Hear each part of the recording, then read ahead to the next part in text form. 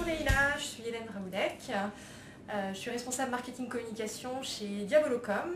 Alors mon parcours rapidement, j'ai un master en marketing de Sciences Po qui m'a donné l'opportunité de me frotter à des grands services marketing B2C de grands paquebots comme l'Occitane en Provence, comme Mastercard, comme France Télévisions.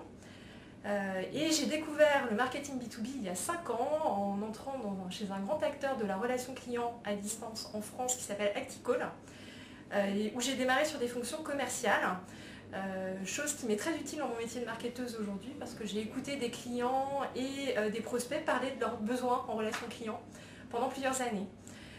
Chez Acticall, mes fonctions ont progressivement évolué vers le marketing, tant et si bien qu'il y a 1 an et demi, j'ai rejoint Diabolocom, donc toujours dans l'univers de la relation client, mais côté technologie, en tant que responsable marketing communication, une création de poste avec un patron, Frédéric Durand, qui m'a fait une proposition qu'il n'arrive, je pense, qu'une fois dans une vie.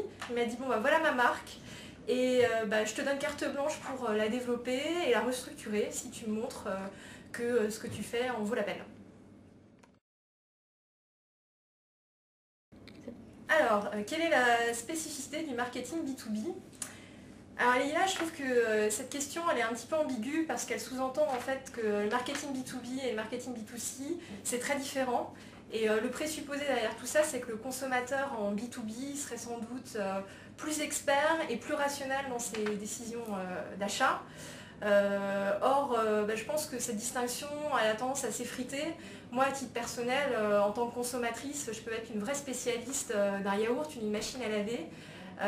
Et à contrario, je pense que dans la vie professionnelle, on a tous eu des processus de décision où il y avait beaucoup d'irrationalité et beaucoup d'affect et d'émotions. Donc j'ai tendance à penser que marketing B2B et marketing B2C peuvent se rapprocher. Et surtout, moi, ma philosophie en tant que marketeuse B2B, c'est de ne pas m'interdire de tester des recettes qui marchent en B2C.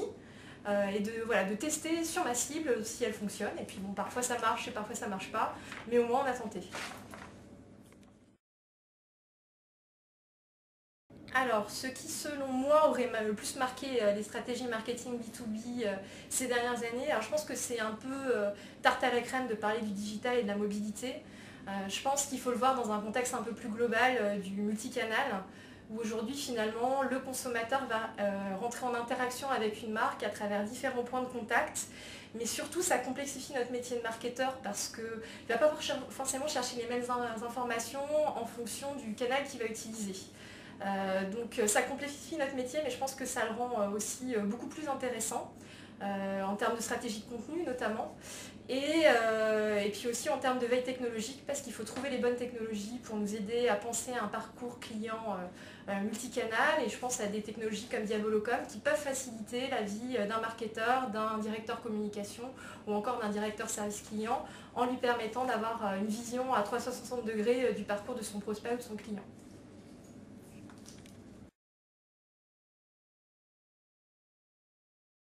Alors, l'entreprise B2B qui aurait réinventé le marketing du 21e siècle, quand on me pose cette question, j'ai pas une entreprise qui me vient en tête directement. Je pense en fait qu'on peut piocher les bonnes idées à peu près partout. Chez des grandes entreprises comme chez des petites. Alors c'est vrai que dans mon secteur de la relation client, si je pense à une grande entreprise qui pour moi a une stratégie marketing com très efficace, ce serait Salesforce. Parce que je trouve que c'est une entreprise qui a compris qu'on pouvait communiquer avec un ton un peu décalé, sympathique, chaleureux, proche des prospects, et aussi qu'on pouvait fournir du contenu de qualité, mais en gardant aussi un œil sur la forme.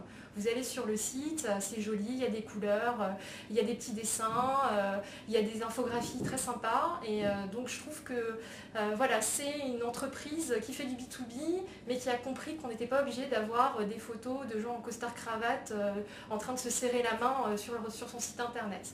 Donc ça, je dirais, c'est le côté multinational. Mais en tant que marketeuse dans les nouvelles techno, moi je garde toujours un œil sur les startups de la Silicon Valley qui me paraissent être évidemment très créatives dans leur communication, sans avoir des budgets communication monstrueux. Je sais pas, je pense à des entreprises comme Fleury par exemple, qui ont compris qu'on pouvait aussi vraiment éditorialiser la manière dont communiquer une marque et faire vraiment ce qu'on appelle du storytelling et qu'on n'était pas obligé de parler que fonctionnalité d'un logiciel, mais créer une vraie marque. Et qu'aujourd'hui, voilà, pour vendre un produit en B2B, en IT, il faut parler valeur, il faut parler culture d'entreprise, il faut parler secteur, il faut parler métier et pas simplement fonctionnalité.